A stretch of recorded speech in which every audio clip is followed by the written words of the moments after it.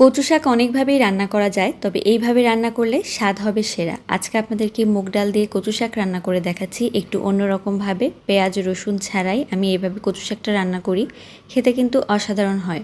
তো প্রথমে এখানে তেল দিয়ে নিলাম। তেল দিয়েছি এখানে প্রায় 4 টেবিল চামচের মতো, 2টা শুকনা মরিচ, হাফ চা চামচ পরিমাণে পাঁচফোড়ন, তার সাথে একটা তেজপাতা দিয়ে দিয়েছি অর্ধেক করে। তো এখন এটাকে একটু হালকা করে ভেজে নিব। সুন্দর একটা সুঘ্রাণ বের হলে এখানে দিয়ে দেবো আমি হাফ চা চামচ পরিমাণে আদা বাটা। তো আদা বাটা দেওয়ার পরে ভালো করে একটু ভেজে নিয়েছি। আর এখন আমি এখানে সেদ্ধ করে রাখা কচু শাক দিয়ে দিচ্ছি 1 বাটি। তো এখানে পুরো 2 আটি কচু শাক আছে, আর সেটা সেদ্ধ করার পরে 1 আটি হয়েছে। এখন দিয়ে দিচ্ছি হাফ চামচ পরিমাণে লবণ, হাফ চামচ শুকনো মরিচের গুঁড়া, হাফ চামচেরও কম হলুদের গুঁড়া, তার সাথে 4টা কাঁচামরিচ ফালি।